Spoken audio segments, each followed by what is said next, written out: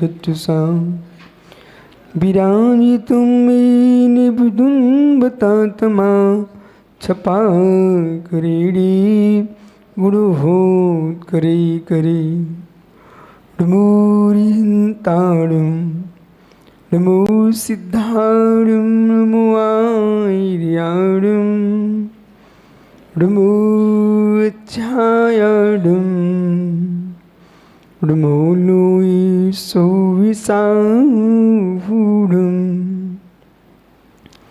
अनंत अनंत परम सिद्ध भगवान की, एक भगवान आदिनाथ स्वामी की, एक भगवान महावीर स्वामी की, परम पूज्य आचार्य भगवान समंतभद्र स्वामी की, परम पूज्य आचार्य गुरु श्री विराग सागर मुनि महाराज की, अहिंसामय विश्व धर्म की।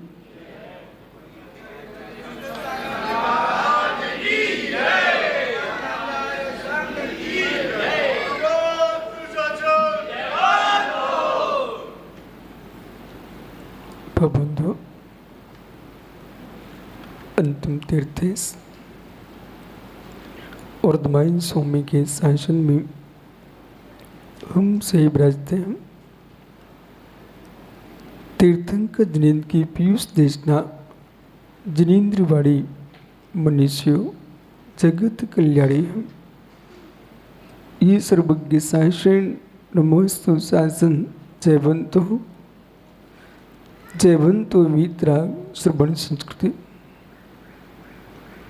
भगवत अरहत परमेश्वर तीर्थंकर दिनेश्वर देव ने विश्व चंद्रा को वस्तु के वस्तुत्व का सत्यात बोध प्रदान किया है।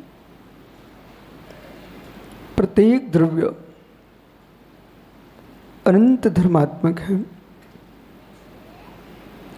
ऐसा कोई भी द्रव्य नहीं है जो अनंत धर्मों से शून्य हो।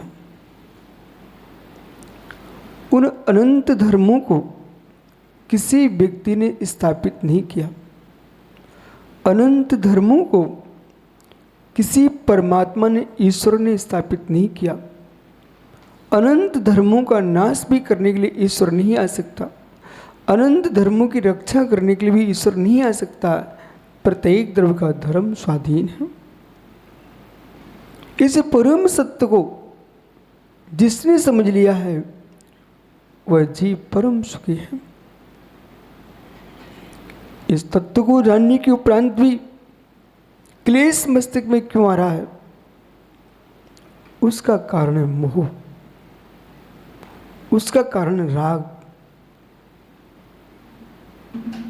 पत्थर पूर्ण स्वच्छ होता है, पत्थर में भूपेंद्र गंदगी होती नहीं, लेकिन बारिश के पानी से सैवाल हो जाता, काई आ गई, उस पर पैर रखोगे आप फिसल के गिर सकते हो। लेकिन चट्टान ने तुमको नहीं गिराया, पाषाण ने तुमको नहीं गिराया, पत्थर पे आई सैवाल ने गिराया है, आपकी असावधानी गिराया है। ऐसी ही प्रत्येक वस्तु का धर्म नियत है, सुनिश्चित है, फिर भी जीव क्लेश को प्राप्त हो रहा है। एक क्लेश का कारण है मोह का सैवाल है, मोह की काई है और राग का पानी है। व्यक्ति फिसल रहा है। तत्वज्ञान, सिद्धांत, अध्यात्म, इन सब की प्रूपणा अभी माता जी प्रवचन कर रही थी ना, निश्चय व्यवहार दोनों ने की दृष्टि आचार्य ने प्रदान की। वो दृष्टि मिलने के उपरांत भी जीव स्वच्छ नहीं हो पा रहा। वो स्वच्छ नहीं हो पा रहा, उसका कारण क्या है? नहीं होना चाहता। बहुत संभल के सुनना। अभी यहाँ पर भिन्न पुरुष को नहीं लाना। विवर्धन सागरी जीव यथार्थ में स्वच्छ होना चाहता नहीं है। शुद्ध सत्य यही है, शुद्ध सत्य यही है। प्रत्येक जीव के अंदर सामर्थ्य है, जब भूपेंद्र भाई की दुकान अच्छी चलती है तो 2-2 दिन समय पर भोजन ना मिले तब भी शरीर में कोई ऐसा नहीं लगता कि थकान आ रही है। और बाजार गर्म होते ना जब, तो माँ कहती बेटा भोजन कर लो गौरव समय पर, नहीं अभी नहीं, ग्राहकी ज़्यादा है, तो कोई थकान नहीं। बोले क्यों? अर्थ दिख रहा है, दृष्टि अर्थ पर है, तो भूख में, पेट में भूख नहीं लगती है। जो अर्थ पर दृष्टि होती है तो क्षुधा भी गौण हो रही है, क्षुधा पर कोई विकार नहीं आ रहा है। ऐसे जब व्यक्ति के अंदर में आत्मस्थ आत्म अर्थ पर दृष्टि होती है तो विषय कसाय की क्षुधा सताती नहीं है। आप चाहते नहीं हो, ये परम सत्य, आप चाहते नहीं हो। जिस दिन आप उपवास कर लेते हो उस दिन क्या भूख नहीं होती? होती है। लेकिन निर्णय किया आपने, भोजन नहीं किया, अथवा घर में किसी इष्ट का वियोग हो जाए, क्या उस दिन भूख नहीं होती? घर में किसी इष्ट का वियोग हो जाए उस दिन भूख नहीं होती? भूख होती है। फिर भी लोग मनाते हैं, भैया भोजन कर लो। नहीं, मुझे कुछ भी नहीं भा रहा है, कुछ भी नहीं भा रहा है। शब्द देखो बुंदेलखंडी, कुछ भी नहीं भा रहा है। बस मित्र, यहाँ पर हमने तत्व को पकड़ लिया है, आपको कुछ भी नहीं भा रहा है। आपके इष्ट के राग में जब तुमको कुछ भी नहीं भा रहा है, इष्ट के राग में कुछ भी नहीं भा रहा है, तो आपका परम इष्ट आत्म तत्व है, उसके राग में तुम्हें कुछ भी नहीं भाना चाहिए। तुम ही भगवान हो। और जब तक राकेश पंडित तुमको जगत भा रहा है तब तक भगवान निज का दिख नहीं रहा। जगत भा रहा है, जगत भा रहा है। मोक्ष मार्ग में न हास्य न रुदन है, मध्यस्थ भाव है। बराबर मध्यस्थ भाव है। तत्व के पास चलिए, तत्व के पास चलिए, और तत्व के पास चलिए, सत्य के पास चलिए। कुछ भी नहीं। प्रत्येक द्रव्य अपने धर्म में अवस्थित है, प्रत्येक द्रव्य अपने धर्म में अवस्थित है। निश्चय नहीं बोल रहा है, व्यवहार नहीं कहेगा। भाई कुटुंब है, परिवार है, स्त्री है, पुत्र है, शिष्य है, शिष्टाएं, सद्भूत असद्भूत, उपचरित अनुपचरित, सारे नए को तुम देखते चलो। उस सारे नयों को देखते हुए शुद्ध निश्चय नए के पास जाएंगे तो वो कहेगा ये सारे नए झूठे हैं। वो क्या बोलेगा? सारे नए झूठे हैं। वो सारे नए झूठे क्यों बोल दिए? बोले निश्चय नहीं परम सत्य। तो क्या आगम नहीं है व्यवहार में? आगम है, सत्य है। फिर असत्य क्यों कह रहे हैं? समझिए, असत्य का तात्पर्य असत्ता नहीं है। असत्य का तात्पर्य असत्ता नहीं है। अब समझ में आएगा आप सबको। महात्मा हसमुख गांधी किसके वस्त्र उठा लाए आप ही आज सुबह से? किसके उठा लाए कपड़े? इतने सुंदर कपड़े पहन के आए आप, आपकी हैं। यहां आपको नए लगाना पड़ेगा। विजाति उपचरित अशद्भूत व्यवहार नए से वस्त्र आपके हैं। ये जो वस्त्र है ये जीव द्रव्य नहीं है, जीव द्रव्य नहीं है। आप जीव हो, तुम्हारी जाति के कपड़े नहीं है। आप चेतन जाति हो, ये अचेतन जाति है। वस्त्र क्या है? अचेतन है। अचेतन चेतन कैसे हो सकता है? तो ये वस्त्र आपके विजाति की सुजाति? विजाति। बहुत बढ़िया, आनंद आ गया। एक नेता कह रहा है कि विजाति गुरुजी, वस्त्र क्या है आपके? विजाति। भूल नहीं करना, विजाति है। हे मित्र, अवध विजाति वध विजाति लिख लीजिए महात्मा जी, राजेंद्र भाई। बद्ध विजाति खड़े नहीं होना, लिखना है आपको। ओहो, आप जब पेपर में देते तो ऐसे विषय भी दिया करो, कोई जगत को समझ में नहीं आना चाहिए। आपको नहीं आ रहा, बहुत अच्छी बात है, कम से कम आपका मस्तिष्क कहेगा अभी मुझे और स्वाध्याय की आवश्यकता है, और जो पढ़ेगा उसे समझ में नहीं आएगा, वो समझेगा कि हम समझते कि खाना पीने की भाषा ही सर्वस्व है, ऐसा नहीं है, आगमों की भाषा विशिष्ट है। फिर उसके मन में प्रश्न आएगा, ये बद्ध अचेतन, बद्ध अचेतन, अबद्ध चेतन, दो शब्द बोल रहा हूं मैं आपको, बद्ध अचेतन, अबद्ध चेतन, सारा संसार इन दो अचेतनों में डूबा हुआ है। बद्ध चेतन, अबद्ध चेतन। हसमुख भैया, आप तो ग्रस्त हैं।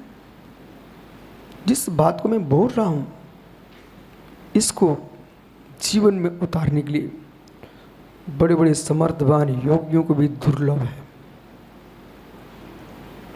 समझा देना अलग विषय है, समझ पाना अलग विषय है। समझाने वाले कोटि कोटि विद्वान हैं, समझने वाले अंगुलियों पर गिनने लायक हैं।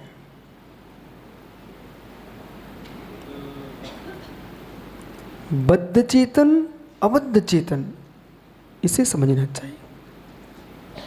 हमने कहा, मित्र हसमुख गांधी, ये कपड़े आप कहाँ से उठा लाए? आपने कहा मेरे हैं। ठीक है, व्यवहार इसके बिना चलेगा नहीं। फिर हमने आपको नए लगा दिया आलाप पद्धति से, विजाति उपचरित अशद्भूत व्यवहार नए से कपड़े आपके हैं। ठीक है, विजाति, इस बात का ध्यान रखना। अब आपको गुरुजी विजाति क्यों जोड़ दिया? वीरेंद्र भाई, आप चैतन्य हो, जितने जीव बैठे हुए हैं ये आपकी सुजाति के हैं। ये सभी जीव निगोदिया से लेकर सिद्धों तक, विवर्धन सागरी आपके सुजाति के हैं। सुजाति क्यों बोला? इसलिए बोला ये चैतन्य चैतन्य है। मैं भी चेतन हूं, आप भी चेतन हो, हम सभी जीव द्रव्य सुजाति हैं। जीवत्व दृष्टि से हम सुजाति हैं, एक भी भिन्न जाति नहीं है। हमारा विजाति कोई है तो पुद्गल है। धर्म द्रव्य, अधर्म द्रव्य, आकाश से काल है, ये हमारे विजाति है हमसे, पर जीव द्रव्य सुजाति है। हम सब सुजाति हैं। कहाँ तुम भेद कर रहे हो जगत का? सुजाति को देखना सीखो।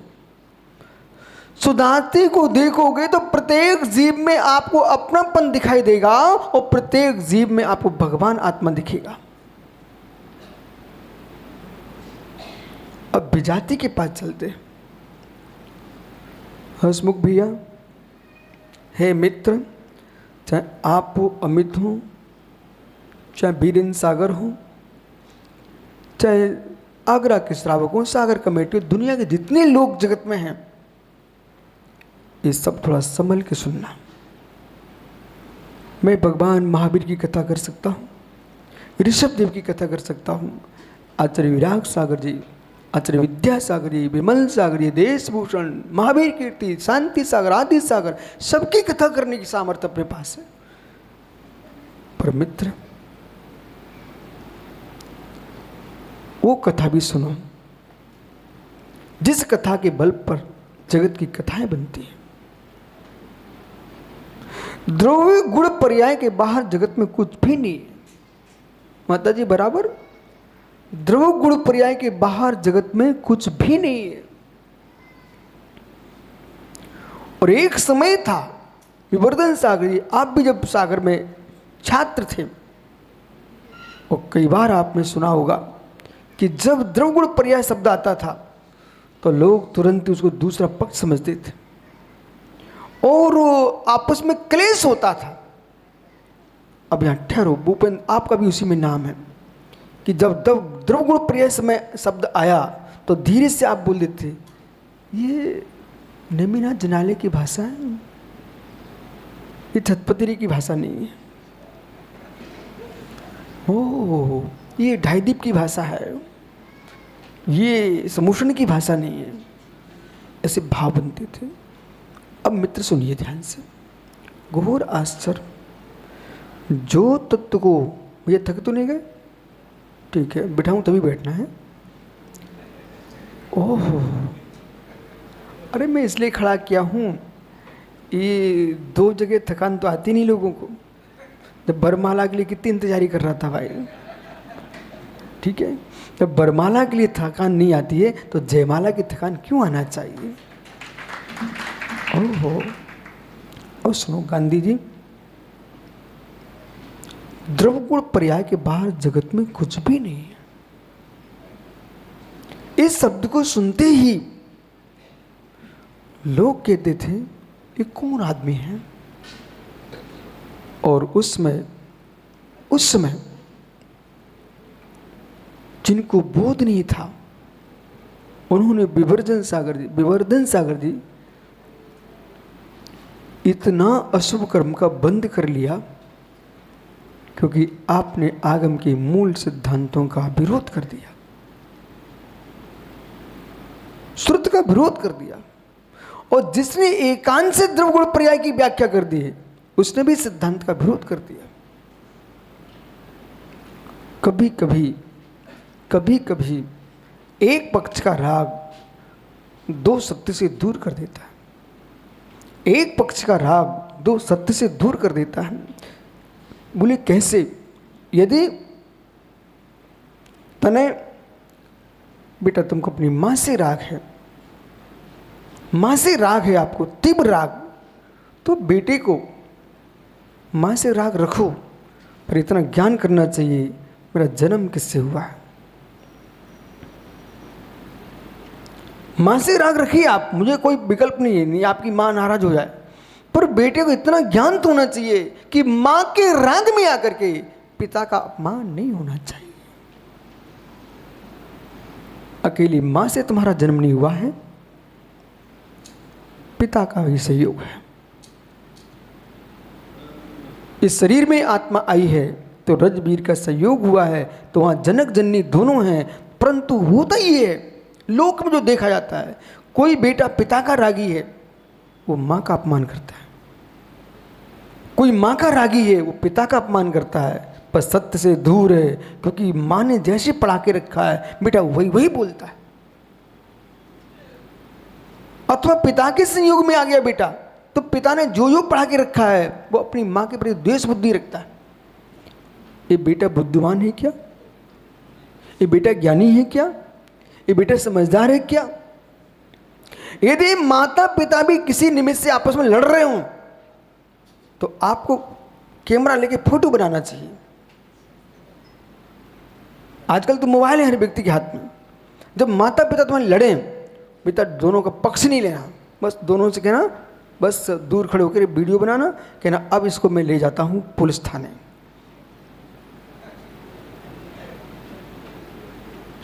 फिर वो कहेंगे बेटा ठहर ठहर ठहर सुनो। बोले सुनो क्या है, मैं आपकी संतान हूं, वो एक संतान के नाते मैं पिता का पक्ष लूं कि मां का पक्ष लूं। यदि मैं मां का पक्ष लेता हूं तो पिता का अभिनय होता है, और पिता का पक्ष ले तो मां का अभिनय होता है। मेरे लिए दोनों हमारे लिए पूज्य हैं। हम आप दोनों के राग में एक कभी अपमान नहीं कर सकते, इसलिए बहुत अच्छा होगा आप सुधरने की कोशिश करो। एक ज्ञानी बेटे ने माता पिता को सुधार दिया।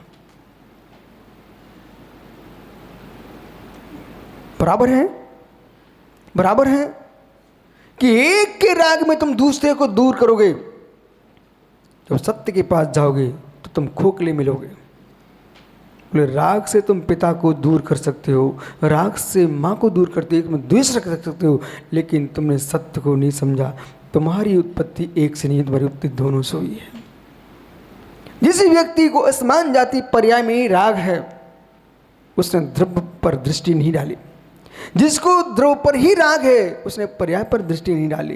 जिसको द्रव्य पर्याय पर ही राग है उसने गुण पर दृष्टि नहीं डाली। जबकि वस्तु ना द्रव्य रूप है, न वस्तु पर्याय रूप है, न वस्तु गुण रूप है, वस्तु द्रव्य गुण पर्याय भूत है। जहां पर द्रव्य होगा वहां नियम से पर्याय होगी, जहां पर्याय होगी नियम से गुण होगा। अब आइए, कठिन हो रहा ना, कोशिश करो समझने की। अभी बद्ध की व्याख्या करना है। ये पेंसिल है, यथार्थ में पर्याय है। पुद्गल द्रव तो परमाणु है, विवर्धन सागर, पुद्गल द्रव तो परमाणु है। और आज इन सारे छात्र छात्राओं के लिए, देश के नागरिकों के लिए और इन जैनी भाइयों के लिए चाहिए है कि आप लोग खूब मुस्कुराइए कि भारत देश एक ऐसा देश है जिसने ये कहा हो कि जगत की रचना, मालूम, जो कल्पनाएं की थी भगवान ने बनाया, ब्रह्मा ने, विष्णु ने, महेश्वर ने, ये सारी कल्पनाएं की गई थी। तब देश मुस्कुराता है कि इन कल्पनाओं के साथ साथ वस्तुनिष्ठ दृष्टि से भारत में जैन दर्शन बोलता है सारा विश्व का जो रचना है ये मित्र परमाणु से है।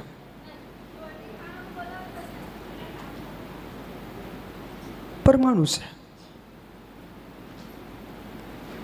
परमाणु का, पुद्गल का विखंडन परमाणु है और परमाणु का संघात स्कंद है।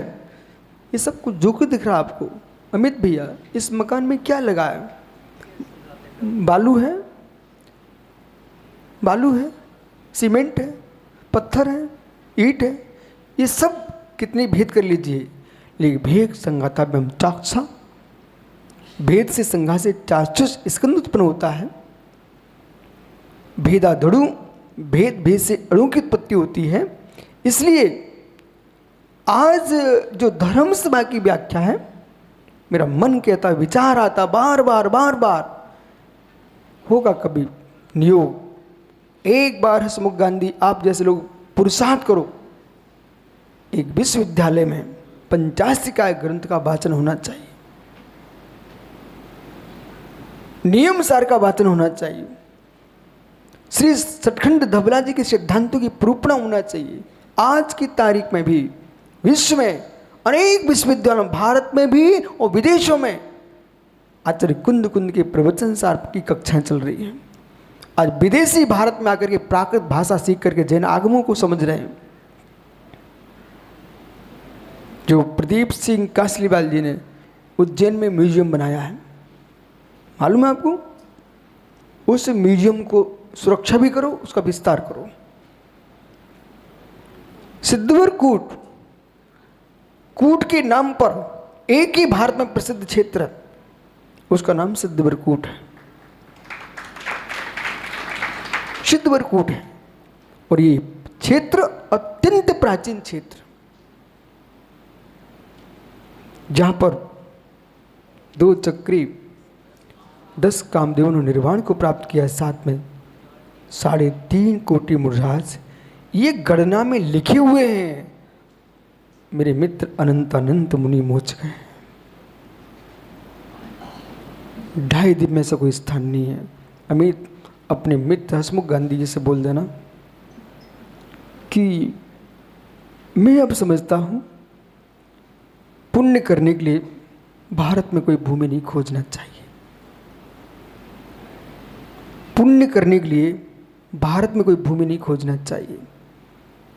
खोजना चाहते हो तो पाप करने के लिए भूमि खोजिए, क्योंकि 2.5 द्वीप के कण कण में निर्गंथों ने मोक्ष प्राप्त किया है, इसलिए प्रत्येक क्षेत्र सिद्ध भूमि है। अब तुम जाइए कौन से स्थान पर बैठ के पाप करोगे। अभी आज सुबह ये महाराज लोग शुद्धि को लेके गए, बाहर देखा कुछ भी नहीं दिखता था, अंदर एक खाई के अंदर गए।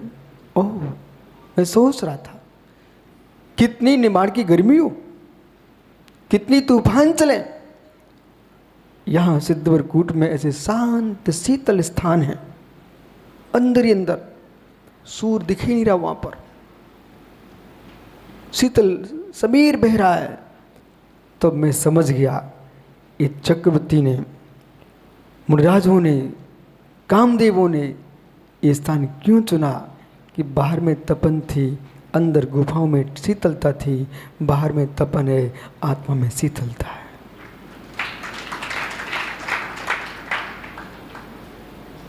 जो यहाँ घूम रहा है उसको तपन दिखेगी। सारस्वत जी स्थान इतनी छोटा नहीं था, आगे और विस्तार से बढ़ा हुआ है, पूर्ण शीतलता। फिर हम लोग शुद्धि तो बाद में गए, मन किया यहाँ माला फेरना चाहिए। फिर मैंने वहाँ पर माला फेरी, ध्यान किया, और एक पहाड़ी पर देखता रहा, सिद्धबड़कूट में मुझे गोमटेश बाहुली स्वामी के दर्शन हो रहे थे।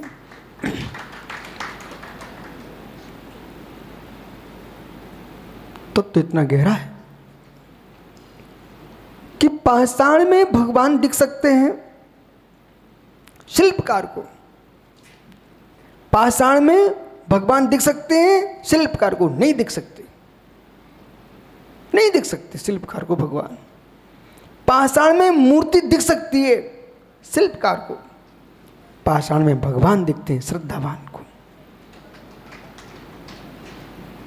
शिल्पकार तो मूर्ति का आकार प्रकार देखेगा, भगवान तो श्रद्धावान देखेगा। सत्य है। अमित की पत्नी को अपना पति दिखता है, गांधी के भाई को अपना भाई दिखता है, भूपेंद्र को अपना मित्र दिखता है, पर मुझे ये सब भगवान दिखते हैं।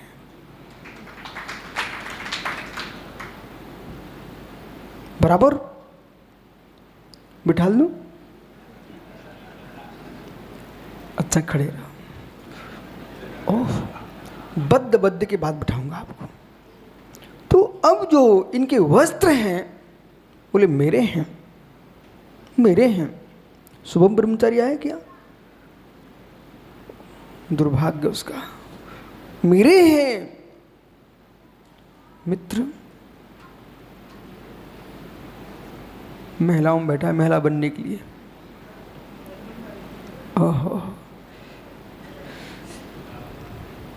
मित्र बद्धबद्ध। अरे मैंने किसी से कुछ भी नहीं कहा ना, शब्द शक्ति देखिए, इतने मोटे ब्रह्मचारी को मैं उठा भी नहीं सकता था। मैंने कुछ कहा ही नहीं, उसे ये भी नहीं बोला कि तो उठ के आ जा। मैंने तो ये कहा है महिलाओं में बैठा महिला बनने के लिए, अपने आप उठ के आएगा। यही मंत्र है, यही मंत्र है। सुनिए शब्द शक्ति, यही मंत्र है। इतने मोटे आदमी को अपने आप उठ के आना पड़ गया, यही मंत्र है, यही मंत्र है। प्रयोग करते आना चाहिए। ओम भ्रीम लगा करके जो मंत्र पढ़ना, इतने ही मंत्र काम नहीं करते। गाली दे दो, ये भी मंत्र है। बड़े रहस्य।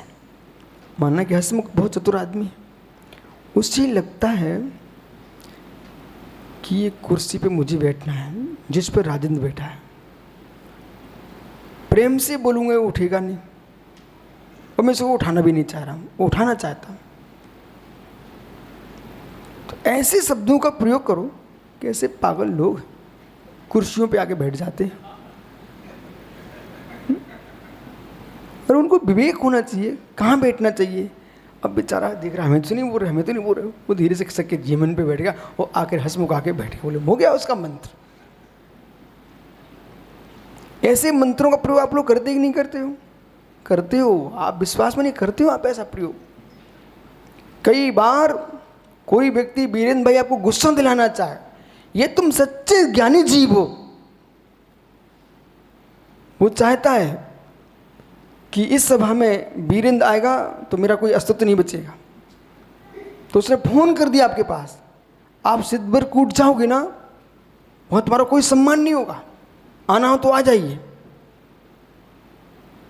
बोले क्यों जाऊं जब सम्मान नहीं होगा? नहीं आओ, जिसने फोन लगाया था ना वो तो आया, उसका तो सम्मान हो रहा है। ये भूल है, आपको आना चाहिए था। एक सज्जन ने, सुब्रत सागर जी, मैं गोमटेश जा रहा था 18 में, मेरे पास समाचार ऐसे आए कि एक महात्मा जी बोले यदि विशुद्ध सागर महाराज ने कुंदकुंद स्वामी की जय बोली और कुंदकुंद की प्रशंसा की तो मैं माइक छीन लूँगा। मैं इंदौर से बिहार किया, उसके पहले समाचार आ गया। अब मेरे स्थान पर कोई होता तो सोचता यार भाई यहाँ पर नहीं जाना चाहिए, अपन को अपमान हो जाएगा, क्यों जाना। मैंने कहा माइक उठाएगा ना, मुख भी ले जाएगा क्या मेरा? माइक उठा सकते हो, श्रद्धा तीनों उठा सकते हो। मैं पहुंचा, वो सत्य यही था, वो तैयारी में थे, वो पूर्ण तैयारी में थे। पर जैसी विषय प्रारंभ हुआ, प्रवचन हुए, कोई की हिम्मत ही नहीं पड़ी माइक उठाने की। हमने तो कुंद कुंद स्वामी की जय ही नहीं बोली, खूब विस्तार किया और यूं कहा कि अपनी मृदुलचर्या के राग में कुंद कुंद की श्रेष्ठ व्याख्या को तुम झूठा नहीं कर सकते हो। अपनी मृदुलचर्या का सुधार कीजिए। कुंद कुंद के साहित्य का नाश करके तुम भगवान नहीं बन पाओगे। कुंद कुंद स्वामी ने वस्तु व्यवस्था की व्याख्या की है, किसी की मृदुलचर्या की व्याख्या नहीं की। हसमुख भैया आप भी वहां थे और पूरा आपको मालूम है क्या हुआ था। आप भी थे, सब शांति से सुनते रहे ना। क्यों?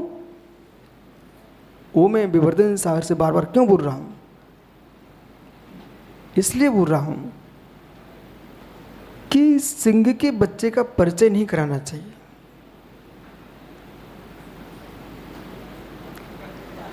सिंह के बच्चे का परिचय दिया जाए, इसका मतलब शेर का बच्चा नहीं है। सिंह के बच्चे का परिचय कराया ही नहीं जाता। पहले खड़े हो आप, भैया बैठ जाओ, इनको चैन नहीं पड़ रहा था। सिंह के बच्चे को परिचय नहीं कराया जाता। पंडित जी, कितनी विशाल विशाल पर्वत जैसे विशाल काय एक हाथी को मैंने देखा सम्मेशकर में, निमिया घाट पर। ऐसा हाथी, जंगली पहाड़ जैसा विशाल काय। एक ग्रामीण व्यक्ति था वहाँ झारखंड का, वो दौड़ के आया, बोले बाबा जी यहाँ से चलो। हमने क्यों? उस सामने देखो हाथी खड़ा हुआ है। मैंने कहा बहुत अच्छा, अभी तक तो अपन सुनते थे। शिखर जी का नाम जो है ना करीबन है, संवेदाचल करीबन, ये प्राचीन काल से करीबन है। इसमें प्राचीन काल से हाथी रहते हैं। और रावण ने जो हाथी पकड़ा था वो करीबन से पकड़ा था, सम्मेशकर से, मधुबन से लाया था। मित्र, उज्जैन पर्वत हमारा गिरनार है, तो करीबन हमारा सम्मेशकर है। और सिद्धवरकूट ये हमारा यहाँ बैठे हुए हैं, ये नर्मदा का तट है। हमारे यहाँ कोटि कोटि मुनियों ने निर्वाण को प्राप्त किया है। पूरी भारत भूमि ऋषि मुनियों की भूमि है, निर्गंतों की भूमि, श्रवणों की भूमि है। पंडित जी, सिंह के बच्चे को परिचय की आवश्यकता नहीं होती। वो किसी के मुख से परिचय नहीं करवाता। हाथी कितने विशाल खड़े हों, पर एक चिंगाड़ मारता है, दहाड़ता है। जब एक दहाड़ मारता है, पर्वत जैसे हाथी सूंड नीची करके भाग जाते हैं। ऐसे ही मित्र आचार्य शमंत सोने ने कहा, पटु सिंह न दई, जैसे श्यादबाद कौशल परिणत एक श्यादबादी वक्ता जो बोलता है, सारे एकांतवादी हाथी सिर नीचा करके भाग जाते। इतनी मुर्राज है हमारे देश में। एक एक आदमी मिथ्यात्व की अंधेरी छा के चला गया, तो हमारे इतने सूर्य हैं, ये सबका प्रकाश करेंगे। एक एक माता जी, एक एक महाराज जी। अमित, इस चातुर्मास में सर्वाधिक मुनियों साधुओं की संख्या आई। बहुत दीर्घ समय से, महावीर स्वामी के बाद, भद्रभाव स्वामी के बाद बीच में बहुत साधु कम हो गए थे। इस साल साधु आए।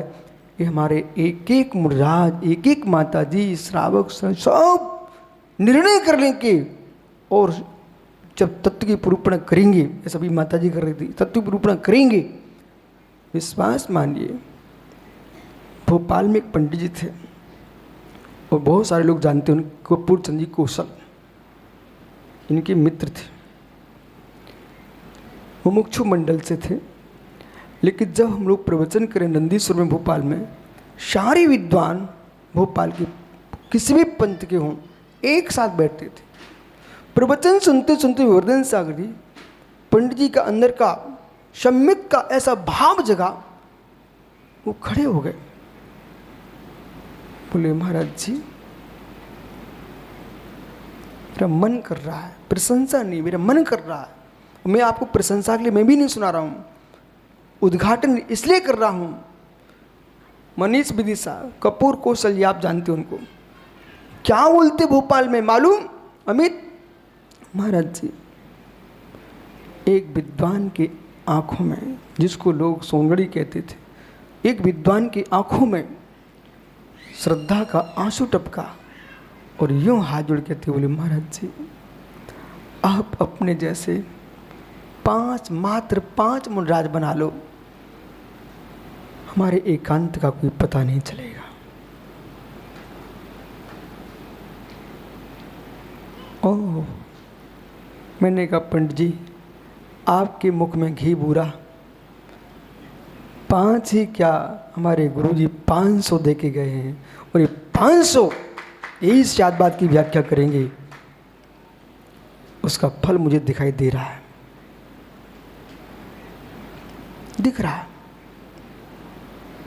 दिख रहा है। ओ 500 शिष्य, 550 शिष्य आचार्य विराग सागर के, 500 आचार्य विद्यासागर के, और वर्धमान सागर के, पुष्पदंत, कुंत सागर, कितने कितने आचार्य महाराज हैं, इन सबके शिष्य मंडलियां, यदि एक संपूर्ण मुनि संघ एक वर्ष निर्णय कर लें, कोई पेम्पलेट वगैरह कोई खर्च नहीं कराएंगे, पूरे संघों का खर्च एक तीर्थ खड़ा कर देगा। और इन्होंने निर्णय कर लिया, इस चातुर्मास में मात्र मात्र मात्र श्रुत की गंगा बहेगी। मैं विश्वास के साथ कह रहा हूं कि सारे लोग स्यादवादी बन जाएंगे, निश्चय व्यवहार के विकल्प समाप्त हो जाएंगे, अनेकांत ही अनेकांत चलेगा। अब क्या होता था अमित, द्रवगुण पर्याय की व्याख्या प्रारंभ हुई तो लोगों ने इतने शब्द भर सुना, ये जो पंडित जी खड़े सामने, इतने शब्द सुना, तुरंत ही भाग के खड़े होने लगे। जबकि अब समझ में, आज की तारीख में सिद्धवर कूट में देव कुमार जी होते, प्रदीप जी होते, तो अपने बेटे को देख के मुस्कुराते कि मेरा बेटा खड़ा खड़ा आज द्रवगुण पर्याय की बात सुन रहा है। जय कुमार जी, भाई तुम्हें मंगलगिरी दे के गया है, उसे मंगल ही रहने देना। हो द्रवगुण पर्याय, द्रवगुण पर्याय, बैठो अमित भैया, द्रवगुण पर्याय। अब पंडित, द्रवगुण पर्याय, इतना शब्द का ज्ञान तो था नहीं व्यक्ति को, अब वस्तु वही है। बहुत सारी जगह ऐसी होती हैं, हड़ताल करने वालों को पता ही नहीं होता हड़ताल हम किस बात की कर रहे हैं। जिस नेता ने भड़का दिया, हाँ करना लग गए, वो मालूम चला जब सही पता किया तो लगा कि हम लोगों को व्यर्थ में फंसा दिया है। ये सत्य नहीं है क्या? सही है। अब द्रवगुण पर्याय पर हड़तालें चल रही थी देश में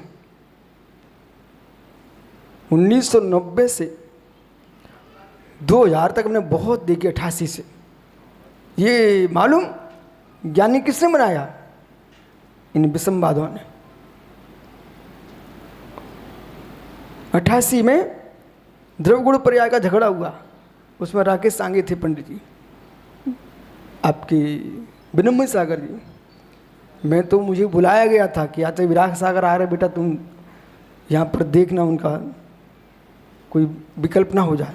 तो हम तो बिहार कराने के लिए गए थे, बिहार करा के लाए द्रवगुण पर्याय के राग में। अमित, जिस दिन आचार्य विराग सागर का भिंड में प्रवेश हुआ 1989 में, उसी दिन मैं आहार दे रहा था।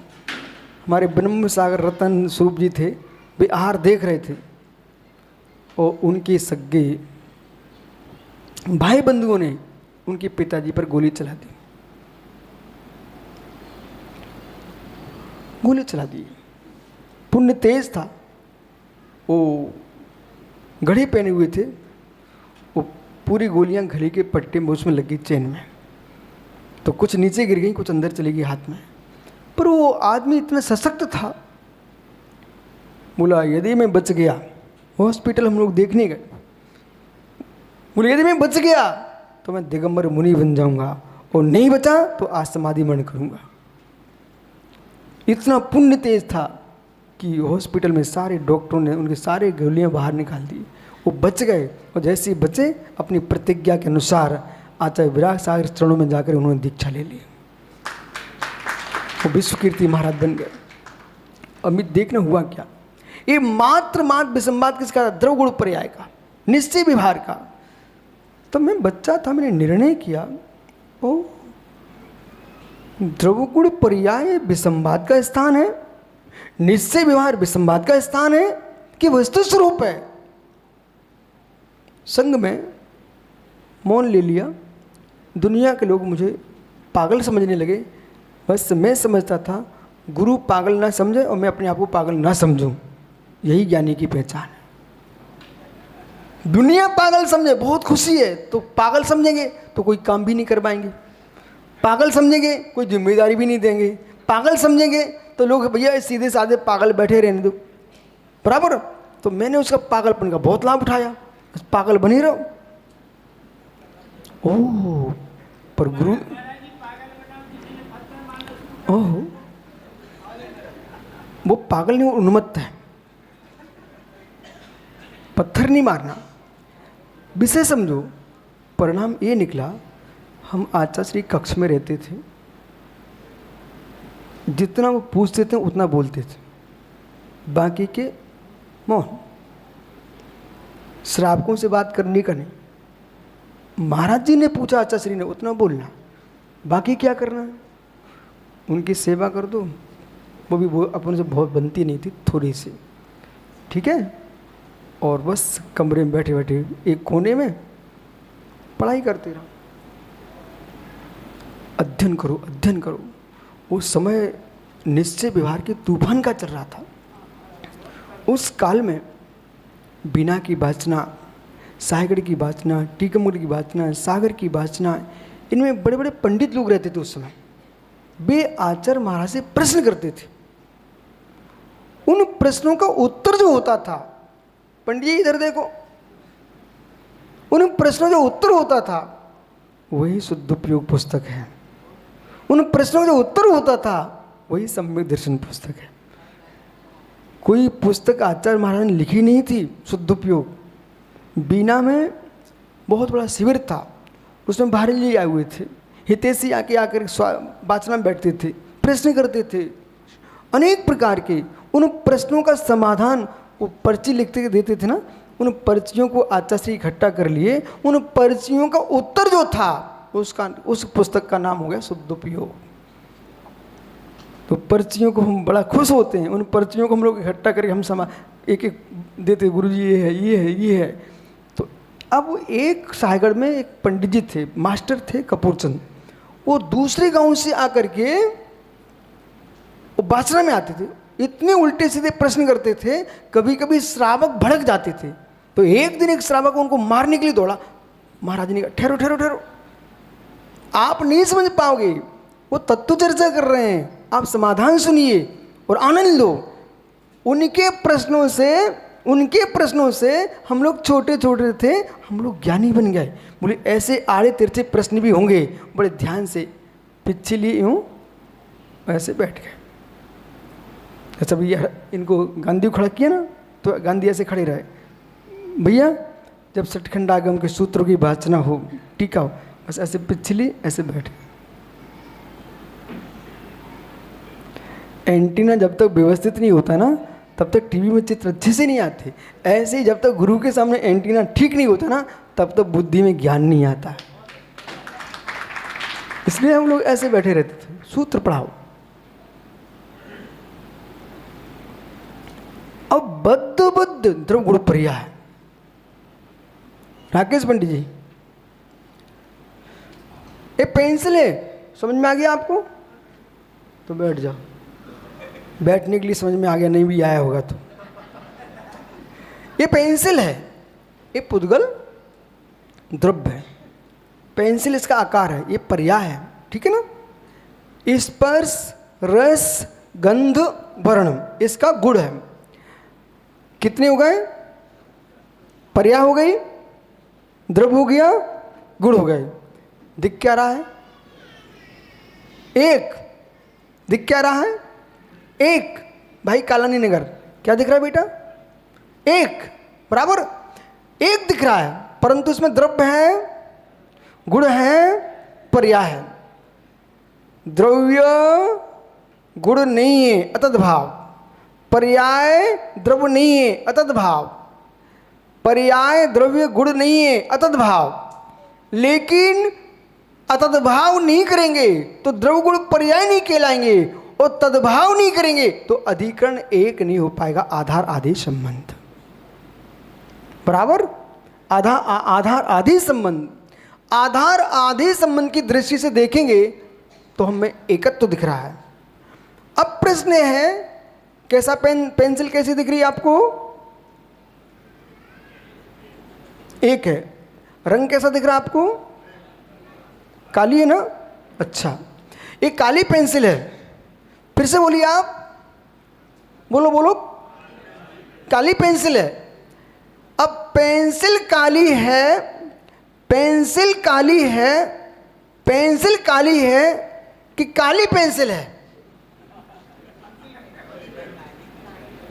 ओहो मित्र रजत भाई, काले कौवे होते हैं। रजत भाई खड़े हो मित्र, काले कौवे होते हैं, कौवा काला होता है।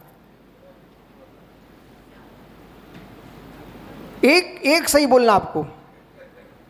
काले कौवे नहीं होते क्या? काले कौवे होते ना, कि काला कौवा होता है? संभल के कथन करना चाहिए। काले कौवे होते हैं। यदि काले कौवे होते रजत, तो जितने लोग काले हैं सब कौवा। भैंस कौवा, तू भी कौवा, जितने काले होंगे सब कौवा। काले कौवे होते हैं, काले कौवे होते हैं। गौरव सफेद बगुले होते हैं, तो बेटा तू भी बगला हो जाएगा। काले कौवे होते हैं, काले कौवे होते हैं, तो जो काले होंगे सब कौवे हो जाएंगे। तो कौवे काले नहीं होते, काला कौवा होता है। पेंसिल, ये पेंसिल काली है कि पेंसिल काली पेंसिल होती है, तो जितनी पेंसिल होंगी सब काली हो जाएंगी, बराबर। ऐसे ही द्रव्य गुण पर्याय में भेद नहीं करोगे तो वस्तु की पहचान नहीं होगी, वस्तु की पहचान नहीं होगी, अर्थांतर नहीं होगा, पदार्थांतर नहीं होगा। इसलिए आपको अर्थांतर करना ही पड़ेगा, तो आपको लक्षण बनाना ही पड़ेगा। और जब तक लक्षण नहीं बनाओगे तब तक वस्तु व्यवस्था को आप समझ नहीं सकते। बैठो भाई, लक्षण बनाना चाहिए। इसलिए भूपेंद्र भाई, आज आपको विश्व में जैनत्व की रक्षा करना है तो मंत्री इंदौर महात्मा भूपेंद्र जी आज से आपको विशुद्ध सागर को देख करके गुरु का लक्षण नहीं बनाना चाहिए। विराग सागर को, विद्यासागर को देख करके गुरु का लक्षण नहीं बनाना चाहिए। इन व्यक्तियों को देख के लक्षण बनाओगे तो तुम्हें भविष्य में कोई मुनि नहीं मिलेंगे। आप लक्षण लेकर के आइए, उसमें विराग सागर खोजिए, उसमें विद्यासागर खोजिए, उसमें विशुद्ध सागर खोजिए, उसमें विश्वलोक सागर खोजिए, उनमें खोजिए। बोले मतलब ये है, मतलब ये है। सुनो भाई, ये नारियल उठा ले जाओ। खड़े हो भूपेंद्र भैया, नारियल ले जाओ, जल्दी करो। उलायते आओ, उठाओ। इसमें एक नारियल उठा लो, यहाँ से दे दे भैया इनको। बैठ जाओ आप। ये क्या है? नारियल है। आपके हाथ में है वही नारियल है, जो आपके हाथ में वही नारियल है। तो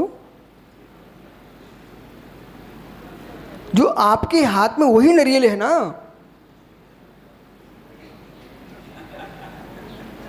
अरे भाई तू मंत्री है, वो भरी सभा में कितना तुम छत्रपति नगर में चातुर्मास में कितना दाड़ के बोलते थे, अब अध्यक्ष तुम्हारा देखो तुम बढ़ गए हो, तुम इतने घबरा रहे हो। तुम्हारे हाथ में जो नारियल है यही नारियल है ना। इसकी परिभाषा क्या है, क्या बताएं, जो जाने तो बताओ। नारियल है ना, तो जो आपके हाथ में वही है ना, ये बाकी के तो नहीं है ना। वो नारियल है, बाकी ये क्या रखे, सुपारी ही। हाँ ठीक है, अलग अलग जरूर हैं, पर नारियल है कि नहीं। अच्छा, तो हम ऐसी परिभाषा बनाएं कि अध्यक्ष छत्रपति नगर का जो फल लिए वो नारियल, ऐसी परिभाषा बनाएं। हमें ही बताएं। तो मित्र, यदि ऐसी परिभाषा बनाई कि भूपेंद्र के हाथ में जो नारियल है वही नारियल है, तो देश में जितनी नारियल हैं एक भी नहीं बचेंगे। इसलिए भूपेंद्र के हाथ में वो नारियल, ये परिभाषा नहीं बन सकती। जो नारियल के वृक्ष में फल लगता है वो फल नारियल है, बराबर। इसी प्रकार से जो विषय के साय से रहते, आरंपरिक गृह से रहते, ज्ञान ध्यान तप में लीन रहता, उसका नाम जैन दिगंबर गुरु है। ये क्या बन गया, लक्षण। आप पति हो, आप पति हो तो मित्र आप पति हो तो आप ही पति हो, चाहे खो जाओ चाहे हंसो, आप ही पति हो। बोलो हो।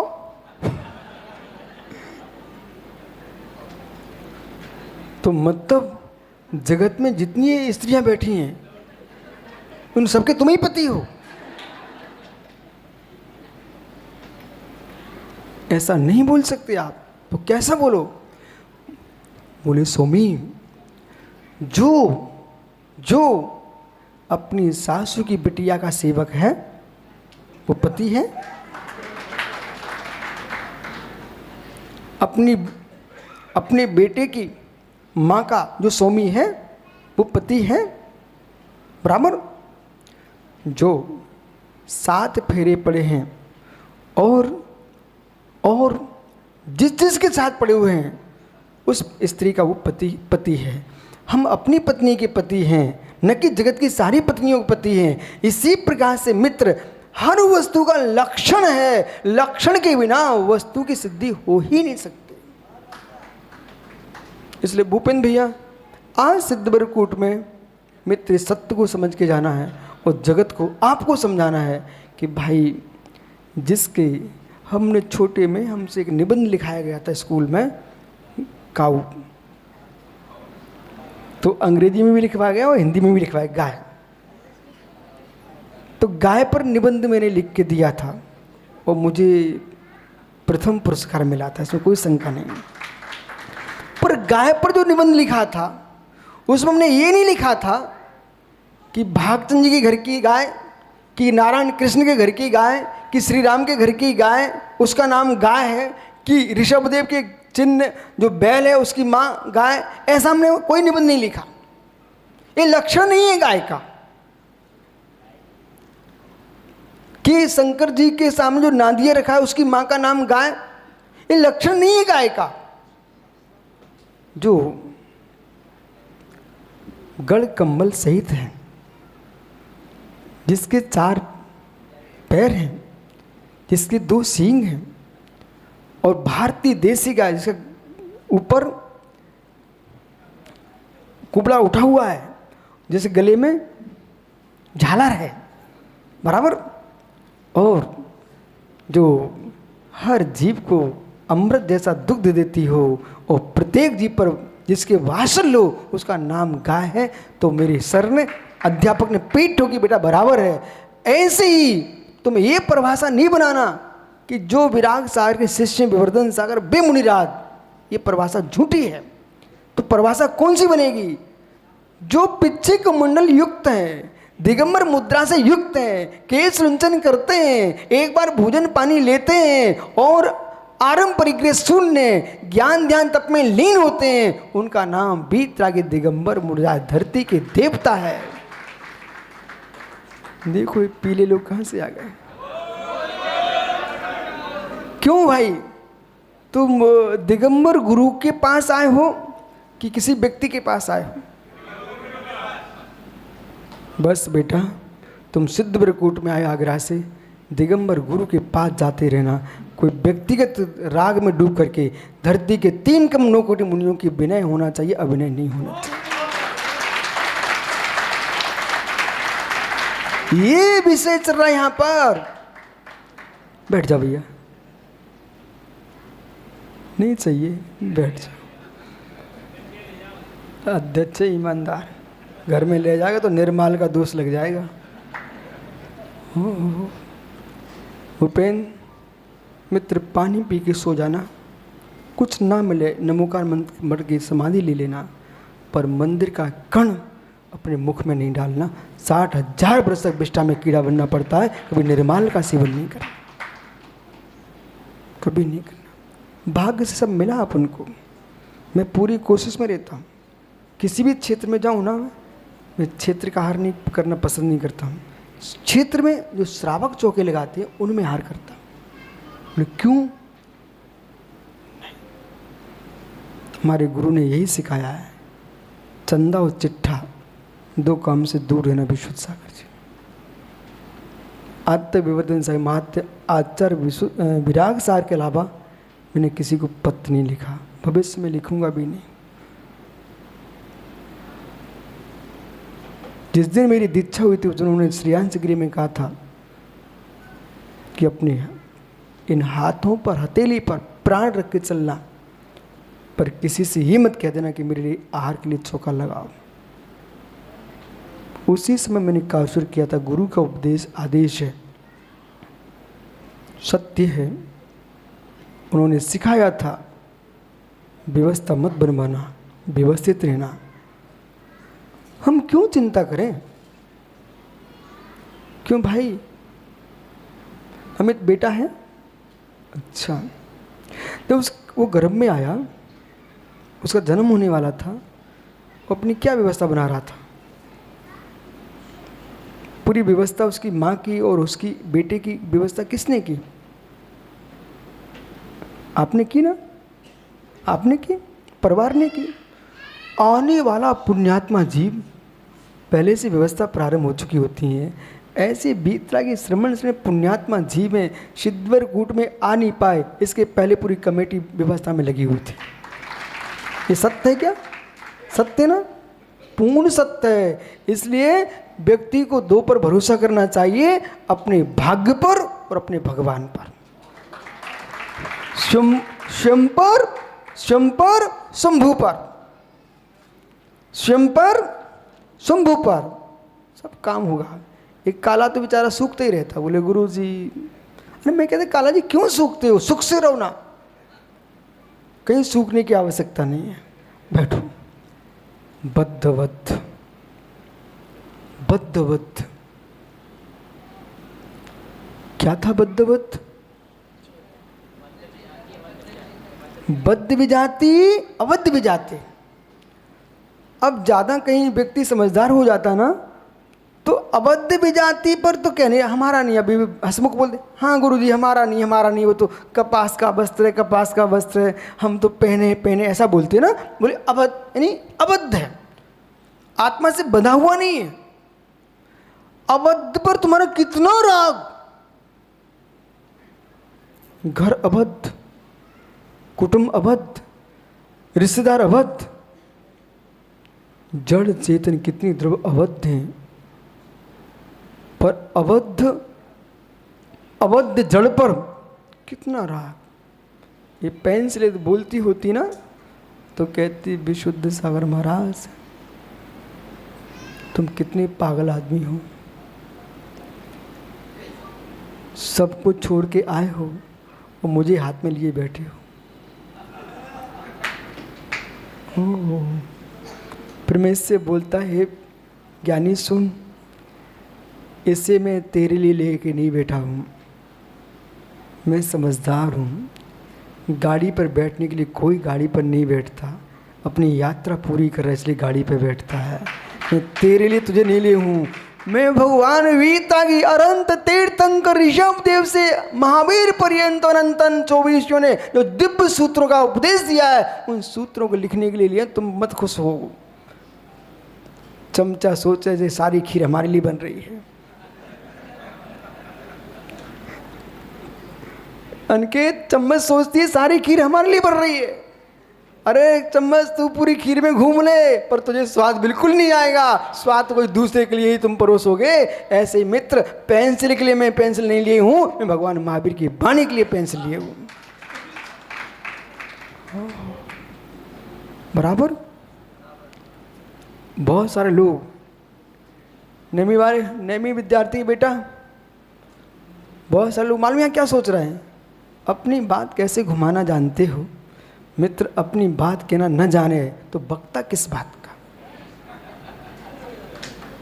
अपनी बात सिद्ध न कर पाए तो वक्ता किस बात का। वो अपनी बात सिद्ध करके और श्रोताओं को बस में कर ले, वही तो वक्ता है।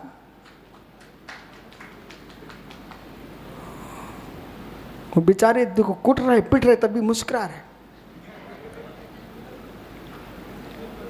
ये अबद्ध है। जो कुछ दिख रहा है सर्वाधिक जीव मोह कर रहा है अबद्ध के ऊपर, अबद्ध के ऊपर।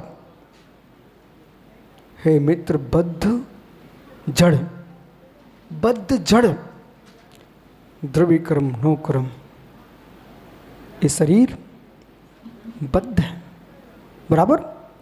वो 148 कर्म प्रकृतियां बद्ध हैं।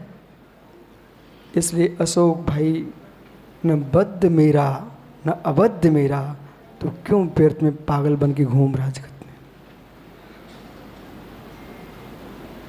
पागलपन नहीं है क्या? स्वीकार करो, स्वीकार करो। आप पागल हो कि नहीं? सारी दुनिया को क्या बोलते आप? अपने आप को बोलो। एक पंडित देखो अपने आप को पागल कह रहा है, ये किसी में ताकत कि पंडित को पागल कहलवा दो। ज्ञानी कह के बताया, फिर मैं इसको बताऊं भाई को पागल है। बोले क्यों? जब तुमको मालूम चल चुका है ये अन्नाणि मोहित मदी मध्यम बढ़ी पुगलम दब्बम बद्धम बद्धम चहा जीव बहु भाव संयुक्तो। श्री सवेसार जी में कुंद कुंद भगवान ने लिखा हुआ है, अन्नाणि मोहित मदी, जिसकी मति अज्ञान से मोहित है, ऐसा अज्ञानी प्राणी ये मेरे, बद्ध को ही मेरे कहता, बद्ध को ही मेरे कहता है। इसे मालूम ही नहीं है मेरा तो मात्र ज्ञायिक भाव है, अन्य भाव पर भाव है।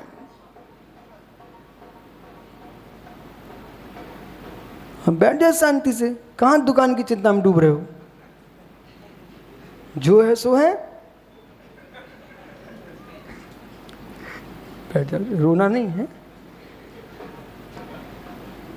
अब यहां अशोक बोलना अपने मन से, ओहो ओहो हो, देश में किसी की ताकत नहीं है कि अशोक भाई को कोई कष्ट दे पाता, पर हे अशोक, तूने अपने को कष्ट दे दी। तू कितना हत्यारा है। कैसे? हसमुख भैया, समाज में राजा जैसे पुज रहे आप, ठीक है, खुश हो। एक बेटा शादी करा के आ जाए तुम्हारा और बहू घर में उपद्रव मचाने लग जाए, तुम अपने बेटे बहू के सामने ऐसे खड़े मिलोगे, भैया शांत हो जाओ, शांत हो जाओ। जो पूरी समाज में राजा जैसा दिख रहा था, वो अपने घर में जाकर के, भूपेन मित्र, देश का समाज का राजा बन के रहना चाहते हो तो घर को संभाल के रखना पड़ेगा। घर बिगड़ गया उसी दिन तुमको दास बनना पड़ेगा।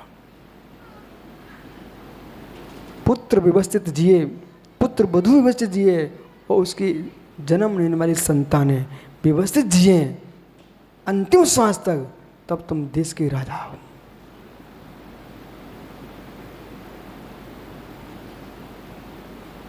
संघ का नायक आचार्य, उनके सारे शिष्य व्यवस्थित जिए हैं, वो राजा है। एक भी शिष्य ने कुछ गड़बड़ कर दिया, उसी दिन गुरु की छवि धूमिल हो जाती, बराबर। इसलिए फिर जब निज की ओर लग चले जाएंगे निश्चय नहीं में, तो ये बद्ध भी मेरे नहीं, अबद्ध भी मेरे नहीं, मैं तो मात्र मेरे लिए मैं ही हूँ। इतना अंदर डूबेगा तब कहीं जीव भगवान बनने वाली विशुद्धि हासिल कर पाएगा। जगत को खुश करके तुम कभी साधु बन लो, तो मैं तुमको लिख के दे रहा हूँ, कभी नहीं बन पाओगे।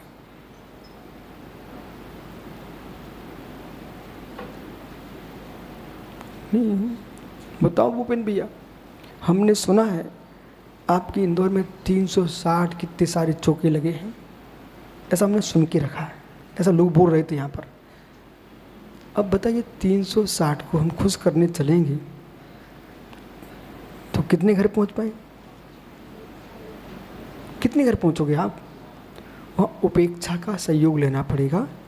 बिना उपेक्षा के राजन भैया मैं आपसे कह रहा हूँ, भविष्य में कहीं मुनि बनना पड़ा तो आज का प्रवचन ध्यान रखना।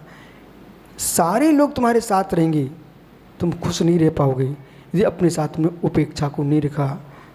डॉक्टर पुत्र, अपने पास आपको उपेक्षा रखना ही पड़ेगी। यहाँ तक आप आ पाए, आज सिद्धकूट आए हो ना, उपेक्षा के बिना नहीं आ सकते थे। घर में तुम्हारे हजारों काम थे, रास्ते में बहुत सारे लोग मिले आपको, पर सबको उपेक्षित करके गए तो तुम सिद्ध भूमि में आ गए। ऐसे जगत को उपेक्षा कर दोगे तो तुम सिद्ध क्षेत्र में पहुंच जाओ। बैठो भैया, विवक्ष तो मुख, बस समय हो गया। हाँ, सरवार सागर हैं क्या? नहीं, ये पिंडे हैं क्या? इनको तो विवर्धन सागर इतनी समझ में आया है कि समय हो गया, बड़ा अच्छा लगा। ओहो, वो महाराज जी का क्या नाम माला फिर रहे? विश्व चक्षु विक्षाक्ष। देख लो भैया कितना कठिन नाम दिया गुरुजी ने आपको, विश्वाक्षर। विश्वाक्षर, आप तो विश्व के अक्षर हो। सुनो भाई, टेंशन है शरीर का, आपको नाम मालूम तुम्हारे नाम का क्या अर्थ है? विश्वाक्षर, अक्षर जिसका छिन्न हो वो है आत्मा।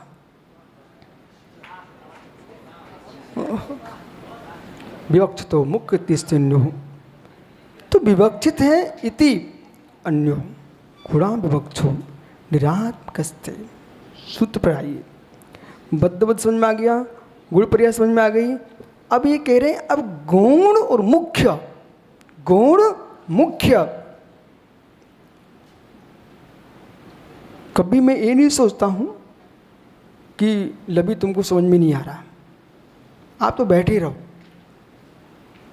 यदि आपके चेहरे ही मात्र देखूंगा कि आगरा वालों को समझ में ना आना चाहिए कि इंदौर वालों को समझ में आना चाहिए, यदि ऐसा ही देखते रहे मित्र,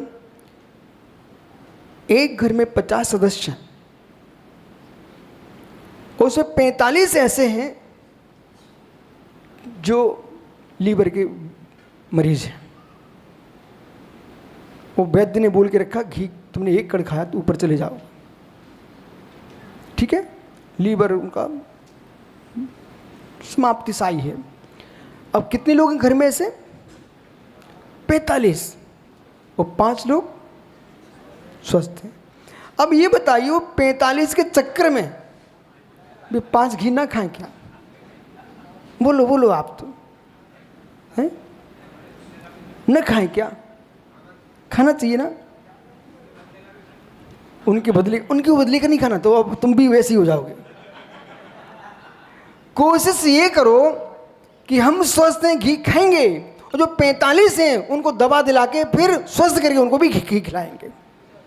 ऐसे ही तत्व को समझने वाले न समझने वाले 45 हैं और समझने वाले 5 हैं, तो 5 को तुम समझाइए और 45 को उसको युग बनाइए। अन्यथा तत्व ज्ञान भारत की भूमि से शून्य हो जाएगा। तबला वालों का तबला का स्थान है, चुटलों का स्थान है, लेकिन हमारे सिद्धांतों की विरूपणा भी होना चाहिए। इसलिए गुणों विवक्षो, गौण अविवक्षा और प्रधान विवक्षा, मुख्य विवक्षा, गौण अविवक्षा। वस्तु विश्वनायक महाराज जी, वस्तु न गौण है न प्रधान है। ओ, वस्तु न गौण है न प्रधान है। गौण प्रधान को समझिए। लभी इनकी शादी होने जा रही है क्या भैया की? अच्छा, इसलिए मुस्कुरा रहे हैं। तो मतलब अब बारात किसकी निकलेगी? लवी की, तनय की। तो तनय प्रधान हो गए, लवी गौण हो गए, बराबर। वस्तु न प्रधान है न गौण है। विवक्षा वक्ता की इच्छा, वक्तुम इच्छा विवक्षा, वक्ता की इच्छा ही विवक्षा, यही नया है। हम क्या कहना चाहते हैं, किसको विशेष बोलना चाहते हैं, उसको हमारी वो विवक्षा हो जाएगी, और जिसको नहीं बोलना चाहते वो अविवक्षा हो जाएगी। अब प्रश्न है, जो मैं भी आख्यान कर रहा हूं, ऐसा व्यवहार अपने घर में आप नहीं करते क्या? माताओं, जब तुम्हारे घर में तुम्हारी शादी होके पहुंची तो पूरे परिवार को तुम अच्छे से देख रहे थे, पर तुम्हारी मुख्यता में कौन था? जिस सासू ने एक नौकर आपको दिया,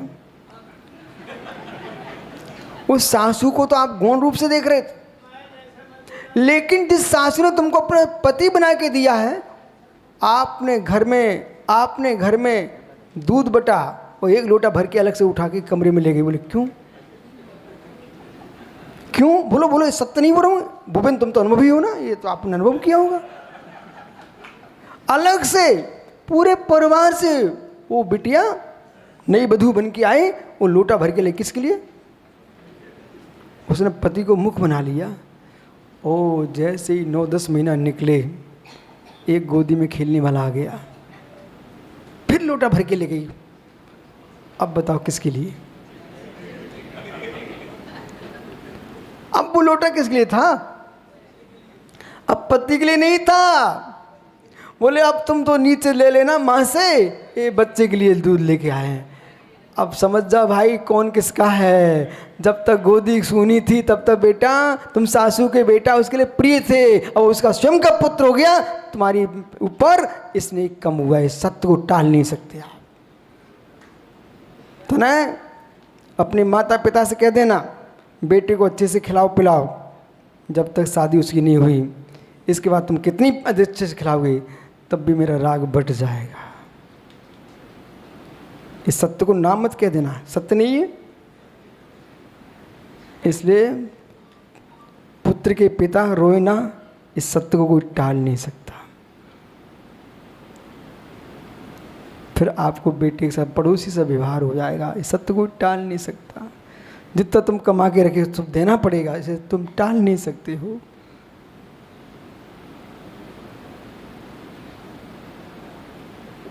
क्या हो गया सभा में? अभी समय सार थोड़ी बोल रहा हूँ, तुम्हें व्यवहार बोल रहा हूँ। तब भी सन्नाटा छा गया, बेचारे देख रहे हैं। बोले मैंने इतना कमा के रखा, तब भी देना पड़ेगा। और इतना ही नहीं, विवर्धन सागर जी आपसे मेरा कहना, समाज को कोई नई नई शिक्षा देते रहो।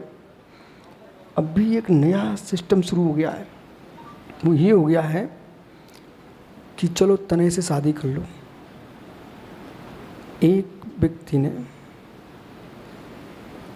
उसको बेटी को इतना समझा के भेजा कि जाओ बेटा, ये करोड़पति का लड़का है, इसे तुम शादी कर लो, ठीक है। वो शादी करके 6-7 महीना रहना और तुरंत ही तलाक मांगना। अब क्या होगा? आधी संपत्ति गई, तनय गरीब हो गया। ये जितने बच्चे हैं देश में, ये सब मेरी बात को संभल के सुने, इसी को भी समझें कि आप चेहरा देख के शादी ना करें, धर्म देख के शादी करिए। ये पूर्ण रूप से कूटनीति चल रही है देश में, और इसमें लोग पास हो रहे हैं, और तुम्हारी संपत्ति गई दूसरे घर में। ये बातें मुझे बताना पड़ रही हैं, इन विद्वानों को बताना चाहिए ना। पर क्या करूं, जब विद्वान नहीं बता पाते हैं तो धर्म अनुराग से मुझे बोलना पड़ता है कि ये धर्म आयतनों की रक्षा करो। संतान को भी धर्म का आयतन समझिए आप। संतान को भी आप धर्म का आयतन समझिए आप। ये संतानें नहीं होंगी तो संत कहाँ से होंगे, वो संत नहीं होंगे तो अनंत कहाँ से होंगे, अनंत नहीं होंगे तो सिद्ध भगवान कहाँ से होंगे। ये है अन्याय का अंतसात बात। गुणों विवक्षो, तो गौणता है, प्रधानता है वस्तु में नहीं, व्यक्ति के मस्तिष्क में। ठीक है। न निरात्मकस्ते, अब समय आपका बहुत हो गया। न निरात्मकस्ते, न निरात्मकस्ते, अभी तुम इसको समझ नहीं पा रहे हो। जब हम नहीं सुनाएंगे और तुम्हारे पास कोई व्यवसाय आएगा तब तुम खोजोगे गुरुजी ने कहाँ क्या बोला था। भैया जिन्होंने सर्वोदय देशना नहीं पढ़े, उन्हें अभी कोई मतलब नहीं उससे। सर्वोदय टीका नहीं पढ़ी, उन्हें कोई मतलब नहीं है।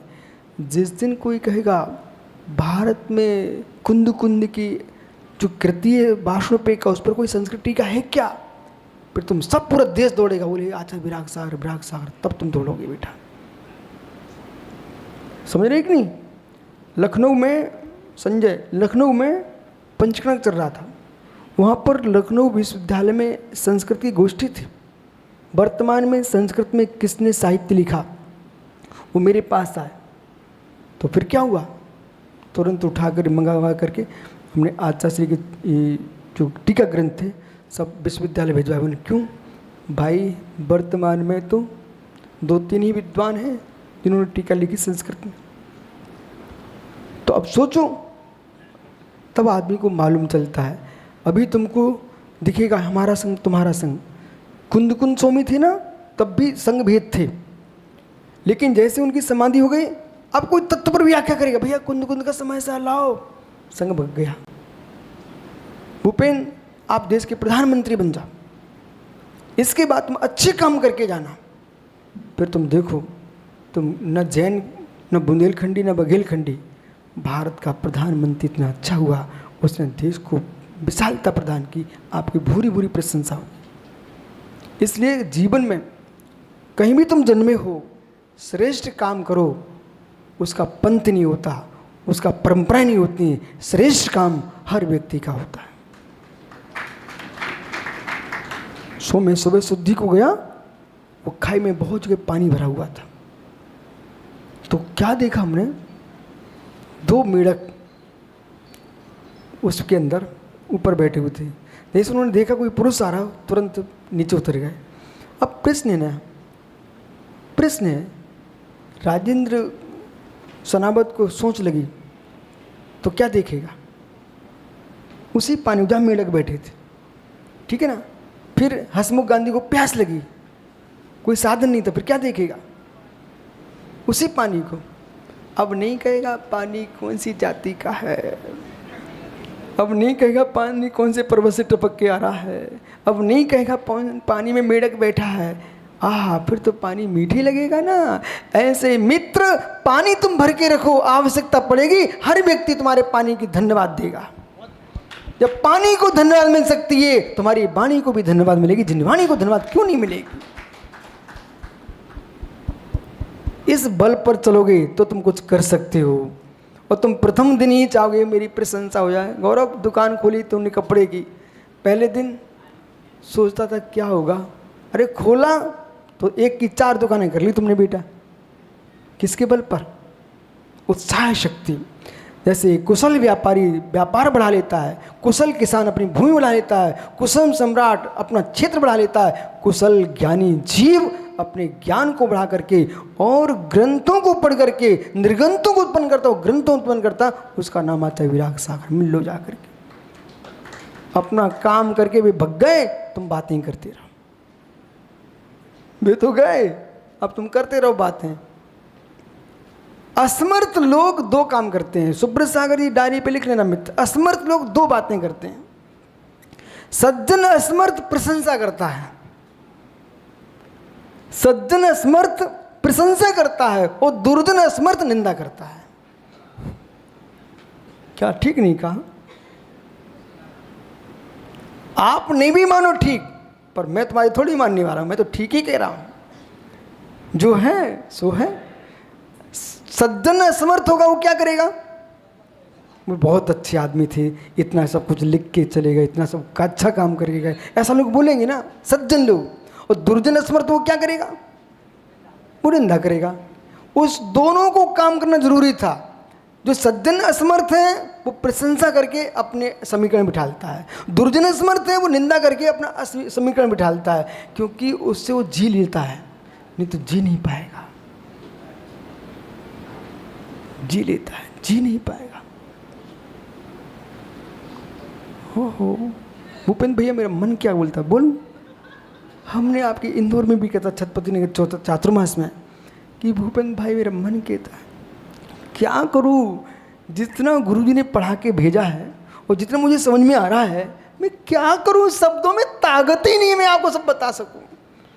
पर मन एक बार कहता है कि सारे विश्व को महावीर की भूतार्थ वाणी उसके मस्तिष्क में चले जाए। निरात कस्ते बड़ा गहरा शब्द है। निरात कस्ते हमने गौण किया है, प्रदान किया है, अभाव किसी का नहीं किया। इसलिए ततारी मित्रव्याधि शक्ति द्वावधि, ये मित्र न्याय, मित्र न्याय। तन्मय का मित्र लभी, तो ये मित्र मित्र है। लभी का शत्रु एक भिन्न पुरुष। अनुराग सागर न दोनों का मित्र है न दोनों का शत्रु। अब चलिए मित्र अमित्र उभय, मित्र अमित्र उभय, ये हो सकता कि नहीं? हो सकता कि नहीं? ये हो सकता कि नहीं? ये कौन से संप्रदाय का विषय है?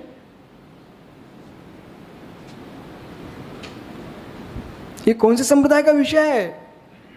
तने नाम के युवा का मित्र लभी, लभी का शत्रु एक भिन्न पुरुष, और फिर अनुराग गौरव, गौरव दोनों का मित्र भी नहीं है शत्रु भी नहीं है। ये हो सकता कि नहीं? हो सकता ना? हो सकता है, ये हो सकता है। ये कोई संप्रदाय का विषय नहीं है, ये वस्तु व्यवस्था है, यही सत्य है। मित्र भी है अमित्र भी है और मित्र भी नहीं है अमित्र भी नहीं है। तथा हरि मित्र जा सकती कार्य कर्म ही वस्तु, वही वस्तु कार्यकारी है। शेष आगे विचार करेंगे। प्रभु तीर्थंकर